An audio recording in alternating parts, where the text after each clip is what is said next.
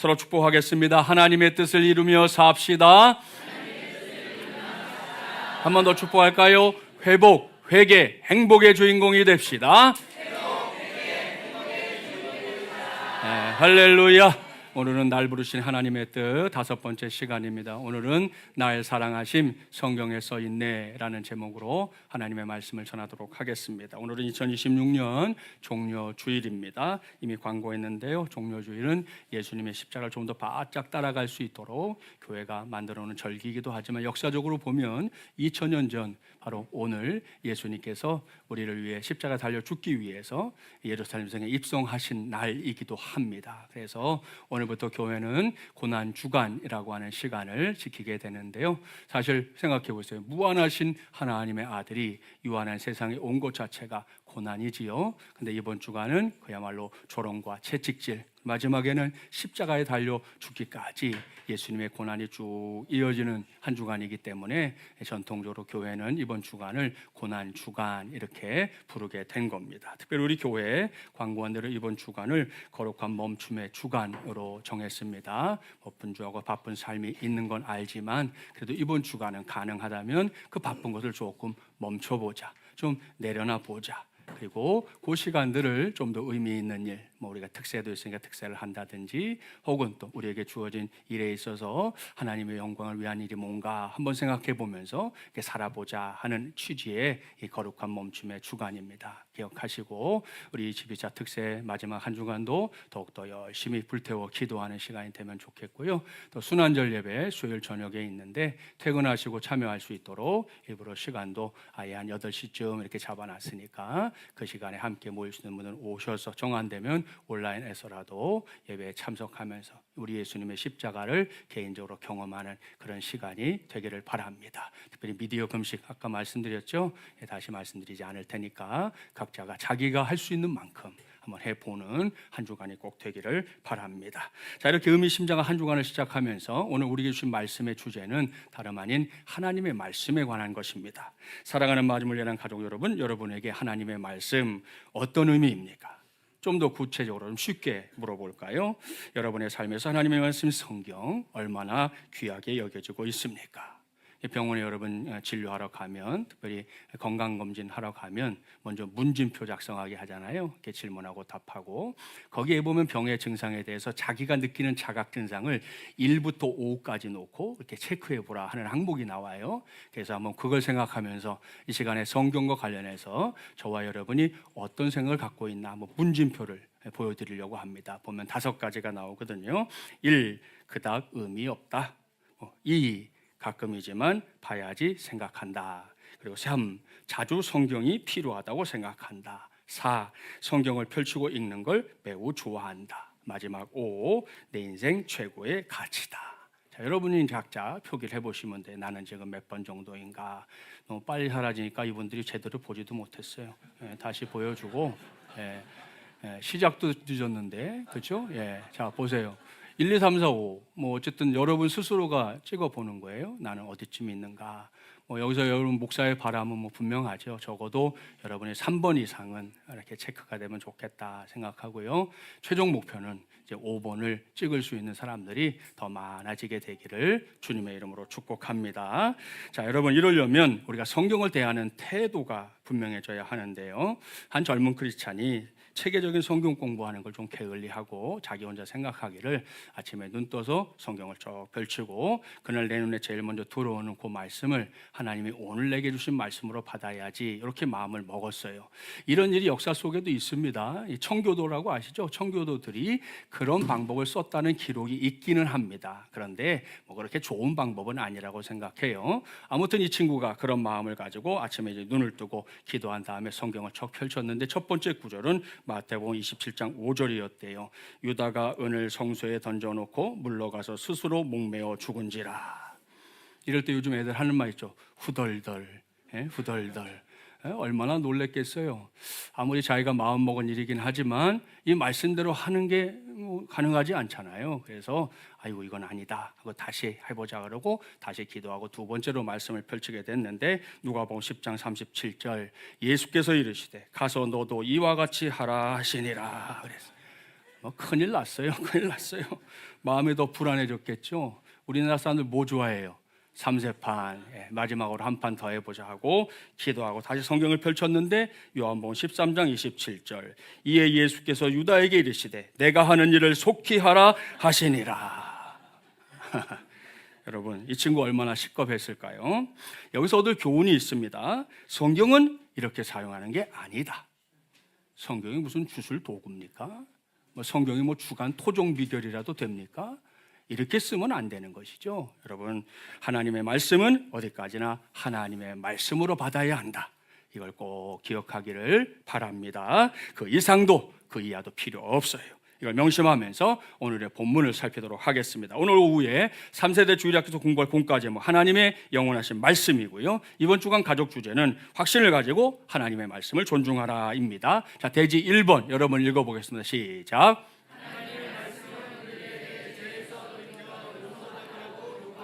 아멘. 잘 읽었습니다. 여기서 읽어야 할 말씀이 1절부터 10절인데요 1절부터 4절까지만 한 절씩 교독합니다. 유다의 요시야 왕의 아들 여호야김 제4년에 여호와께로부터 예레미야에게 말씀이 임하니라. 이르시되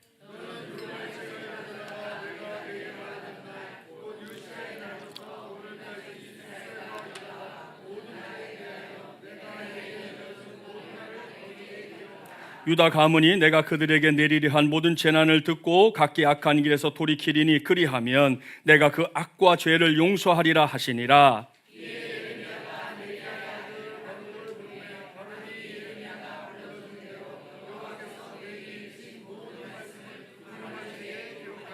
아멘. 자, 또다시 예레미야에게 그야말로 어마어마한 일이 일어나고 있죠. 하나님의 말씀이 찾아오는 일을 경험하게 된 겁니다. 자, 그때 남유다 왕국의 왕은 역사적으로 성군으로 꼽히는 요시야 왕의 아들 여호야김이었습니다. 오늘은 이걸 머릿속에 잠깐 넣어두세요. 조금 있다가 다시 그걸 얘기할 거고요.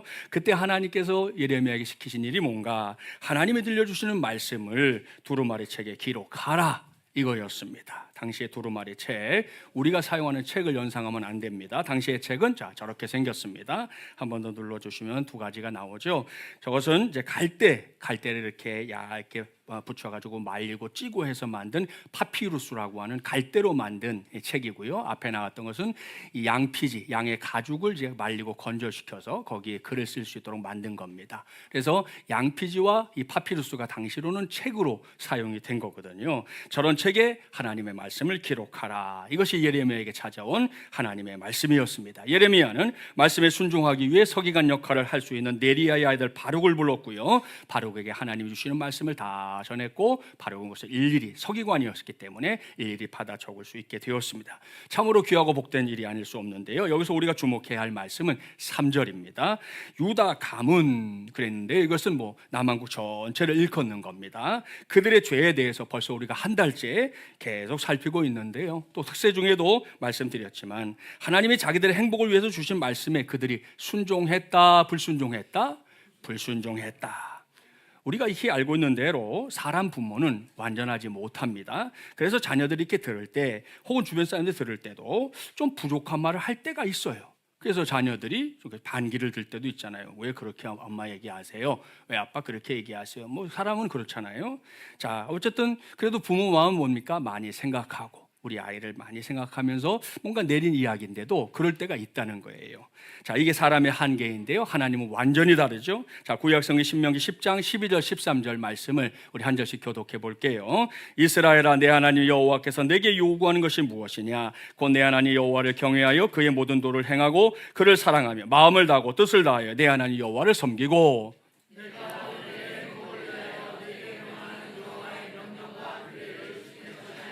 아멘, 할렐루야. 여기에 정확하게 나오죠. 하나님이 자기 백성에게 순종할 걸 명하신 말씀들, 하나님의 행복을 위해서입니까? 우리의 행복을 위해서입니까? 우리의 행복을 위해서입니다. 이것이 하나님 아버지의 뜻인 줄 믿습니다. 그리고 이건 한계에 막힌 이 사람 부모가 아닌 하나님 아버지의 당부예요. 그런데 그걸 밥 먹듯이 여기고 불순종하고 제멋대로 해석했던 사람들이 누구다? 바로 남한국 백성들입니다. 그런 사람들을 향해 하나님은 너희가 내 말을 듣고 각기 악한 길에서 돌이키면 내가 그 악과 죄를 용서하리라 하고 아주 명시적으로 말씀해주고 있는 것입니다. 사랑하는 여러분, 그렇다면 이 말씀 단지 예레미야 시대에 국한된 말씀일까요? 아닙니다.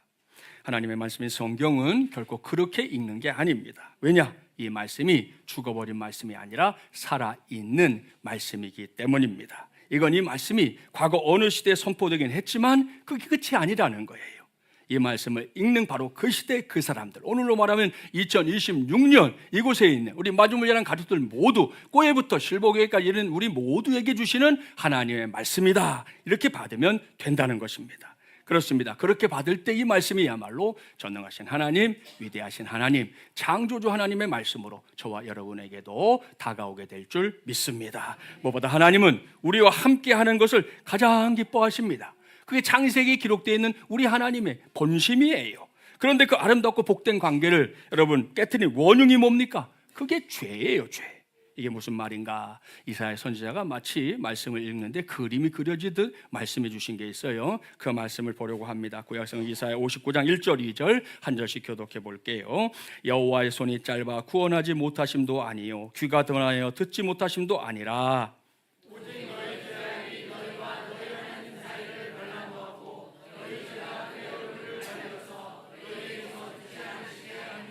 아멘. 자, 이걸 그림으로 그려봤어요. 그림으로 그려보니까 이사야 선지자가 표현하고 있는 거예요. 하나님과 우리 사이가 갈라져 있잖아요, 그죠? 깊은 골짜기가 있는데 이 갈라져 있는 이유, 그게 바로 오직 너희의 죄악 때문이다 그랬습니다. 그걸 지금 그림으로 묘사해 본 건데요. 여기서 중요한 게 바로 죄로 묘사된 저 골짜기입니다. 골짜기. 자, 그리고 이건 우리의 선행이나 노력, 수고와 땀 정도로 넘어갈 수 있는 수준이 아닙니다. 어떨 때는 목사도 그랬으면 좋겠다, 참 좋겠다 생각할 때가 있어요. 저 골짜기를 좀 우리가 넘으면 얼마나 좋겠어요. 그런데 그건 그야말로 꿈깨입니다. 어제 새벽 특세 시간에도 말씀드렸는데요, 이 넓고 깊은 골짜기를 메우고 하나님과 사람이 다시금 함께 사는 길, 그것은 오직 우리 주님 예수 그리스도의 십자가와 부활의 복음뿐인 줄 믿습니다. 할렐루야. 그래서 종려주일인 오늘이 우리 모두에게 매우 중요한 주일이고요, 고난주간이라 불리는 이 한 주간도 우리에게는 매우 중요한 시간이 될 수밖에 없는 것입니다. 그러니 오늘 대지 1번이 우리에게 가르쳐주는 영적인 사실에 주목하십시오. 하나님의 말씀은 우리들에게 죄에서 돌이켜 용서받으라고 요구하신다, 이거 말입니다. 이걸 제대로 깨닫게 되면 앞서 성경과 관련된 문진표 있었죠? 그 문진표에서 우리도 기꺼이 5번을 동그라미 할 수 있는 그런 시간들이 우리의 인생에도 찾아오게 될 줄 믿습니다. 자, 대지 2번 여러분 읽어볼까요? 시작. 예, 잘 읽었습니다. 여기서 읽어야 할 말씀이 11절부터 26절까지 좀 길어요. 그 중에서 11절, 12절 먼저 교독합니다. 사반의 손자요 그마라의 아들인 미가야가 그 책에 기록된 여호와의 말씀을 다 듣고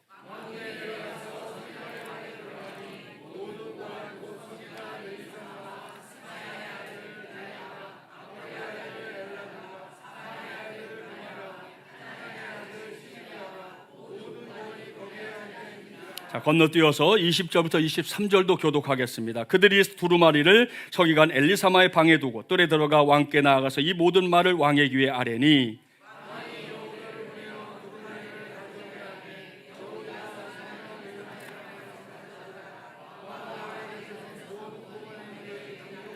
그때는 아홉째 딸이라 왕이 겨울 궁전에 앉았고 그 앞에는 불피운 화로가 있더라.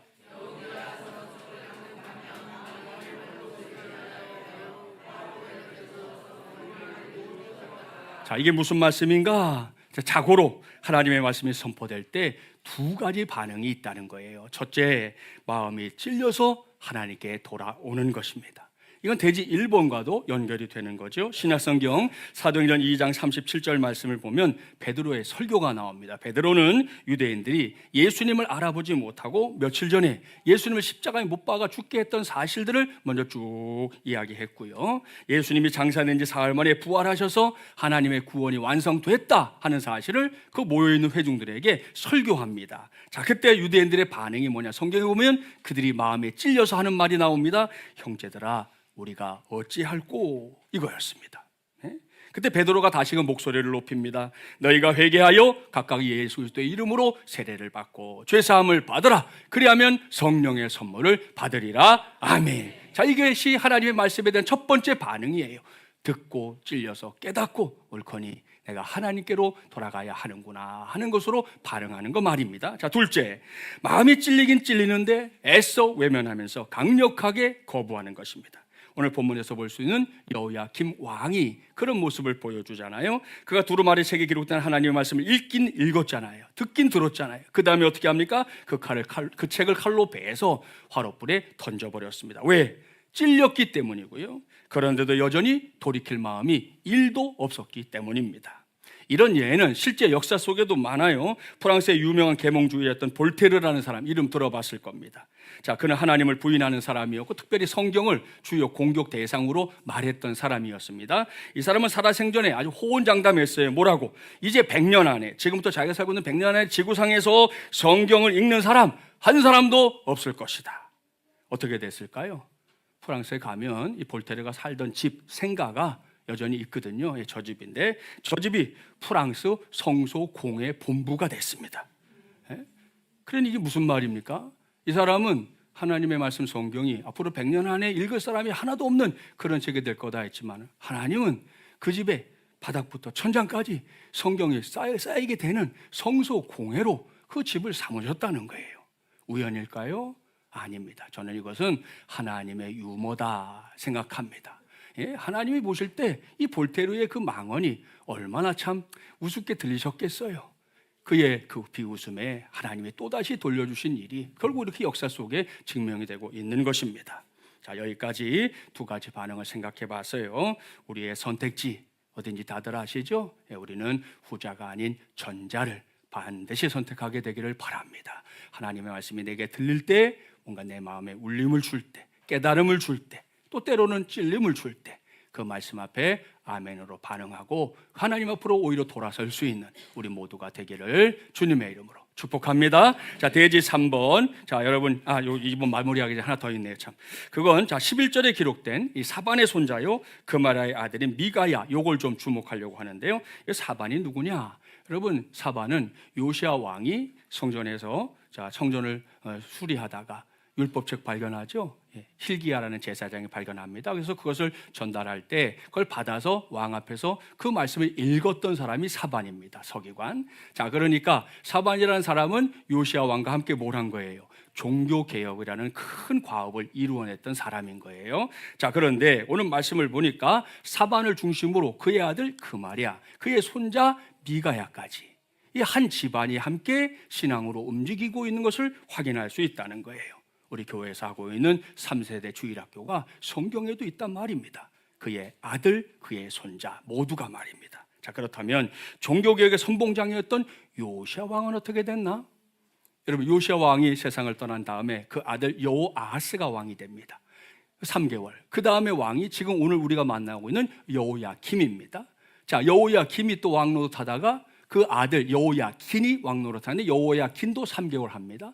그 다음에 다시 누가 왕이 되느냐? 삼촌인 시드기야. 결국 요시야 왕의 또 한 아들이 마지막 왕이 돼서 그 나라를 다스리다가 결국 점령당하고요. 두 눈이 뽑힌 채 이제 적국으로 끌려가는 비운의 역사가 이어지게 되는데요. 보세요. 요시야 왕은 훌륭한 왕이었는데 그 뒤를 이었던 아들들이 3명이 왕이 되고 손자도 왕이 됐었어요. 근데 이들의 삶이 어땠냐? 한마디로 엉망이었다. 생각할 거리가 있는 거죠. 자, 사반과 요시야 왕이 함께 종교개혁을 했습니다. 함께 하나님께 쓰임 받았습니다. 당대 가장 위에 선 데는 그렇게 쓰임 받았는데 후대로 가면서 이게 도대체 무슨 일이 일어난 거죠? 사반의 가족들은 그 믿음을 잘 지켜서 여전히, 우리 성경 다 안 읽었지만 왕이 불태워 할 때 그걸 말린 사람도 사반의 가족들입니다.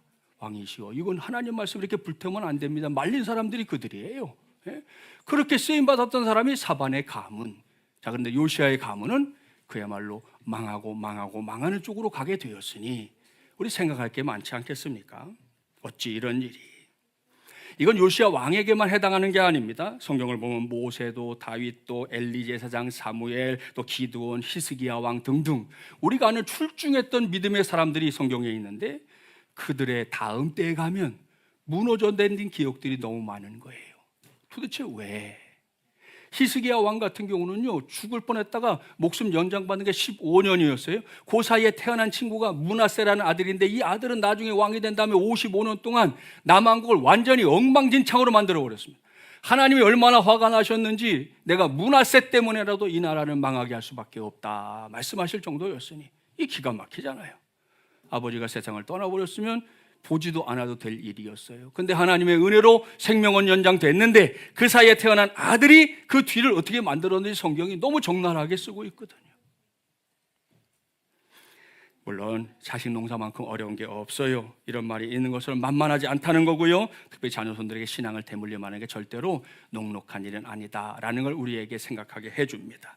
그러니 여러분, 다시금 우리 부모와 조부모님들에게 당부합니다. 여러분의 수고, 여러분의 노력 꼭 필요합니다. 그걸 놓치지 마셔야 돼요. 이와 관련해서 제가 특세 시간에 전했던 말씀을 어제 그젠가요, 필수시청이라는 이름으로 우리 단톡방에 올려드렸어요. 여러분이 꼭 읽고 우리가 지금 뭘 하고 있는지, 뭘 해야 되는지를 함께 나누려고 한 겁니다. 간단하게 말씀드리면, 우리 가정에서 조부모 부모님들은 우리 아이들이 신앙생활 잘 할 수 있도록, 우선 교회 잘 갈 수 있도록 얘기해 주셔야 돼요. 오늘 교육부 전체에 다 있지만 우리 친구들, 이 시간에 여러분 놀러 오는 자리가 아니에요. 이 시간은 예배하러 오는 자리야. 알죠? 우리 교육부 전체가 말하는 겁니다. 여러분, 예배하러 오는 거예요. 부모님들이 필요하면 가르쳐야 돼. 오늘 우리 예배하러 가는, 노는 건 언제 노냐? 예배 마치고 놀면 돼요. 그죠? 예배 시간은 예배 시간이다 하고 부모가 가르쳐 주시고 선생님들이 가르쳐 주고, 돌아다니고 그러면 안 돼. 그 시간은 예배하는 시간이야. 예배하는 시간에 그냥 여기저기 돌아다니는 것을 예배한다고 착각하면 안 돼요. 예배 시간에는 반드시 하나님 앞에 예배하는 데 집중할 수 있는 우리 자녀들이 될 수 있도록 우리 부모님들, 조부모님 도와주세요. 제가 새벽에도 한번 말씀드렸는데, 오늘 교회 오고 이렇게 약속하고 기다려도 안 오는 애 있잖아요. 집에 갔는데 집에서 리모컨이나 붙잡고 스마트폰 붙잡고 막 있을 때 막 여기까지 올라오죠.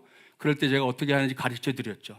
이놈의 자식, 그러고 등짝 스매싱 날리면 안 돼. 그러면 그건 교육의 끝이에요. 그때는 그 아이에게 이렇게 얘기해야 되겠죠. 아이고, 우리 아들 여기 있었구나. 내 엄마 많이 기다렸는데 내가 오늘 특별히 기도 많이 했다. 오늘 목사님 말씀드리니까 하나님은 우리를 포기하지 않으신대. 그래서 내가 오늘 너 위해서 기도 많이 하고 왔어. 우리 아들도 다른 거 몰라도 그건 좀 기억해 주면 좋겠어. 그러고서는 그 다음 반전이 필요하죠. 시계가 그 시간이 되면 점심시간이잖아요. 아이고, 벌써 점심 먹을 시간이구나. 우리 아들 뭐 해줄까? 너 오늘 먹고 싶은 거 뭐 있어? 내가 다 해줄게. 그렇게 하면, 지난주까지는 교회 안 오면 막 엄마 아빠가 막 노발대발하고 등짝 스매싱 날리고 입에서 육두문자 나오고 막 그랬는데, 엄마가 달라졌잖아요. 아이가 그걸 너무 공포스럽게 여깁니다. 우리 엄마가 왜 저러지? 하고 공포스러워서 얘가 마음을 바꾸게 될 거예요. 엄마 왜 그러세요? 다음 주부터 교회 갈게요. 죄송해요. 이렇게 될 거예요. 그런 노력도 우리가 하지 않고 어떻게 우리 아이들에게 신앙을 물려줄 수 있겠어요? 해야 될 일입니다. 교사들에게 당부하는 것은 아까 우리 교사 모임 때 이미 다 했습니다. 교사들도 여러분의 제자들 관리 잘 해야 됩니다. 우리 모두가 함께 해야만 우리 교회가 하나님이 기뻐하신 교회가 되는 거지, 목사 혼자 펄쩍펄쩍 뛴다고 몇몇 사람이 함께 한다고 끝나는 게 아니잖아요. 기억하시고, 우리 다시 교육부 모두, 자, 우리 교육부, 자, 이 시간은 무슨 시간? 배고파? 오늘 밥도 있고 목사님 때문에 떡도 나와. 알았죠? 자, 다시 아랫배임 주고, 지금은 무슨 시간? 예배하는 시간이에요. 예배하는 시간. 그러니까 예배하는 시간에 괜히 쓸데없이 꼭 화장실 가야 돼. 이럴 때는 할 수 없지. 그거 제외하고는 예배하는 데 집중하고, 잘 못 알아들어도 괜찮아. 어차피 어른들도 못 알아듣는 건 못 알아들어.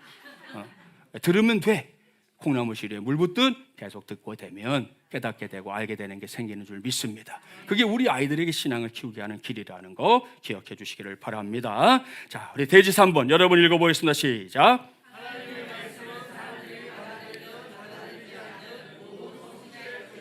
아멘. 잘 읽었습니다. 여기서 읽어야 할 말씀 26절부터 32절인데요. 그중에서 27절부터 30절까지만 교독하겠습니다. 왕의 두루마리와 바룩이 예레미야 입을 통해 기록한 말씀을 불사른 후에 여호와의 말씀이 예레미야에게 임하니라. 이르시되,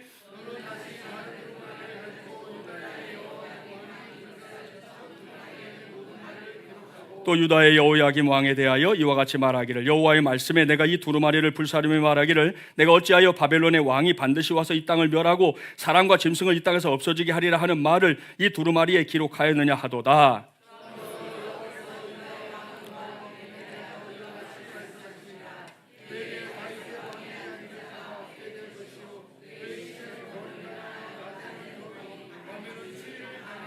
아멘. 무슨 말씀인지 아시죠? 여호야김 왕이 하나님의 말씀이 기록된 두루마리 책을 칼로 베어서 불살라 버렸지만 그렇다고 해서 하나님의 말씀이 사라지느냐? 그거 아니라는 겁니다. 하나님은 예레미야에게 다시금 책을 기록하게 하셨고요. 그 책에 기록된 하나님의 말씀, 그 예언은 반드시 성취되는 예언이다 말씀하고 있습니다. 이 대목에서 우리 모두가 반드시 붙잡아야 할 것, 그걸 제가 금요일 새벽에 강조해서 말씀 전했어요. 근데 그때 성도들 모두가 참여한 게 아니기 때문에 좀 요약해서 다시 말씀드립니다. 그날 설교 제목이 약속하시고 성취하신 하나님이었는데요. 이걸 가장 극명하게 보여주는 곳이 어디냐? 창세기입니다. 창세기. 자, 창세기 1장 1절부터 3절 교독해 볼게요. 태초에 하나님이 천지를 창조하시니라.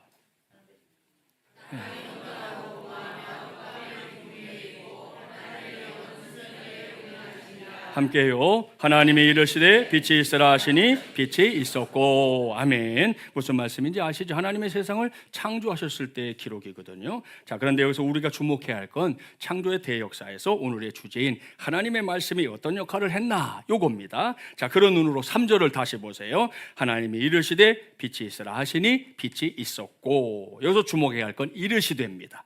개역 성경을 볼 때는 가라사대, 옛날 성경 기억나시죠? 그렇게 번역하고 있는데 이건 다른 게 아니라 말하다입니다. 말하는 거. 근데 히브리어에는 말하는 게 두 가지 단어가 있어요. 첫 번째는 아마르입니다. 이건 저나 여러분 사람이 이렇게 입을 열고 제가 지금 하는 게 아마르예요. 이렇게 말하는 거, 여러분끼리 대화하는 거 아마르입니다. 자, 그렇다면 창세기 1장 3절 금방 그 말씀에 나온 게 아마르일까요? 아닐까요?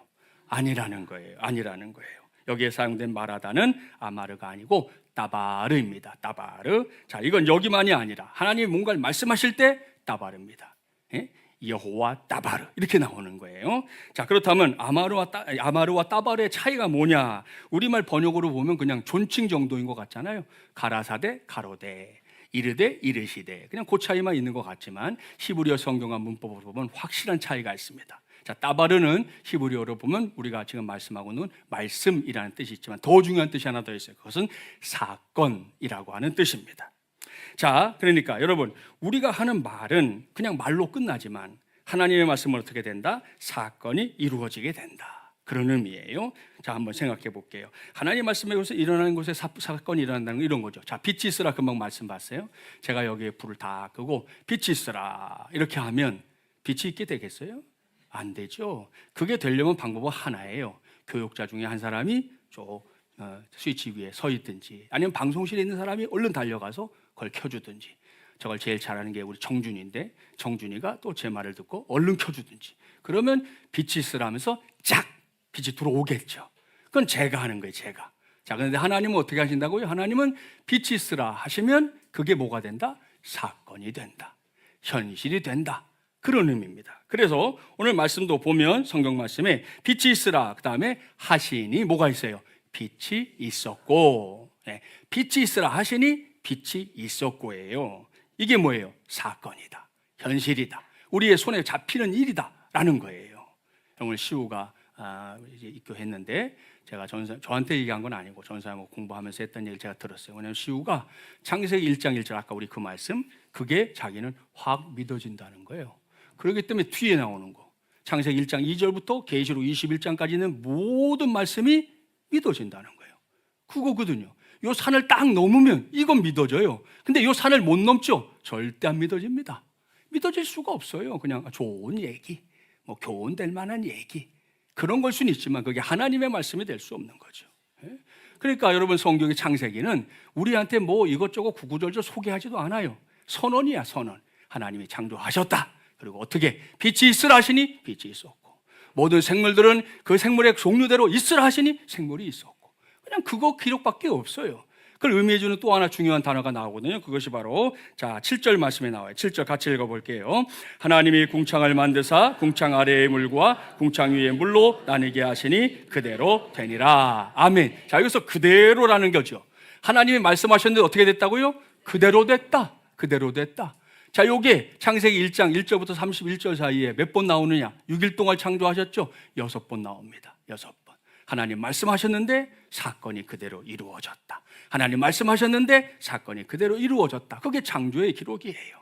뭐 하나님이 이제부터 뭘 할 건데 이거 준비하고 저거 준비하고 이런 게 없어요. 그냥 말씀하시면 그게 사건, 말씀하시면 그게 현실, 그게 하나님의 말씀인 줄 믿습니다. 기억하시고 우리 모두가 이런 신앙으로 우리 자신을 단단하게 세우는 오늘 이 시간 되기를 주님의 이름으로 축복합니다. 말씀을 마무리합니다. 오늘 저는 날 사랑하심 성경에 써있네 라는 제목으로 하나님 말씀 전했습니다. 오늘 예레미야, 바로, 여호야김, 사반의 후손들 등등이 등장했는데요, 대지 1번에서 말씀드린 것처럼 이 말씀은 단지 그 시대의 말씀으로 끝난 게 아닙니다. 2026년을 살고 있는 우리 모두에게 주시는 하나님의 말씀인 줄 믿습니다.